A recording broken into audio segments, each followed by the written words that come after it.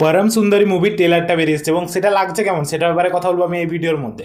তবে এটা দেখলে মনে হয় চেন্নাই এক্সপ্রেসের মতো কিছুটা হাই পাওয়া যাচ্ছে, কারণ যেই টাইপের এর স্টোরি কাজটা, নর্থের সাধারণত ছেলে এবং সাউথের মেয়ে দুজনের মধ্যে প্রেম হচ্ছে এবং এখানে যে স্টোরিটা হতে চলেছে যেটা দেখে মনে হচ্ছে এখানে যে সিদ্ধার্থ মালহোত্রার সঙ্গে যেভাবে দেখানো হবে অন্য কারো হয়তো বিয়ে ঠিক হয়ে গেছে এবং সেই ক্ষেত্রে সে বলে উঠবে যে সে অন্য কাউকে বিয়ে করতে পারবে না কারণ সে ভালোবাসে জাহ্নবীকে।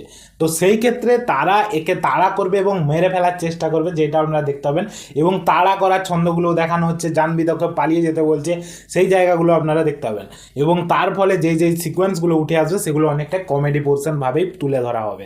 কিন্তু এর যে ভিজুয়ালি প্রেজেন্টেশন সেটা ভালো লাগছে, সব থেকে বেশি ভালো লাগছে এর যে ব্যাকগ্রাউন্ড মিউজিক যেইভাবে চলে যাচ্ছে সোনু নিগমের গলায় গানটা, সেইটা খুব ভালো লাগছে। তার সঙ্গে যতগুলো গানের মধ্যে অ্যাড করা হয়েছে ব্যাকগ্রাউন্ডে সেই গানগুলো শুনতে খুবই ভালো লাগছে এবং ট্রেলারটা দেখে মনে হচ্ছে কি মুভিটা চলতে পারে।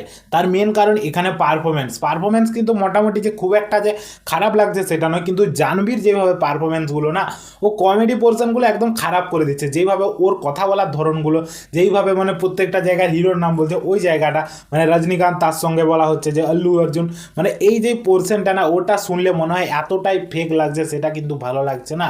মানে এদের কমেডি পোর্শনগুলো অতটা এক্সট্রা অর্ডিনারিভাবে তুলে আনতে পারেনি। কিন্তু আপনারা চেন্নাই এক্সপ্রেসের মধ্যে দেখে নিন, সেখানে কিন্তু একটা এক্সট্রা অর্ডিনারি পারফরমেন্স দিয়ে দিয়েছিল দীপিকা পাদুকোন, কারণ ও একটা ভালো পারফরমেন্স সেরকম কিন্তু এখনও এ পারফর্ম করতে পারছে না এর মধ্যে। এবার মুভি আসলে বলা যায় যে স্টোরি অনুযায়ী পুরো মুভির মধ্যে কেমন পারফর্ম করেছে, এই ট্রেলারের মধ্যে দেখে ওর পারফরমেন্স কিন্তু অতটা এক্সট্রা অর্ডিনারি মনে হচ্ছে না। বাট দুজনকে দেখতে ভালো লাগছে, সেট ডিজাইন ভালো লাগছে, তার সঙ্গে ব্যাকগ্রাউন্ড মিউজিক খুব ভালো লাগছে।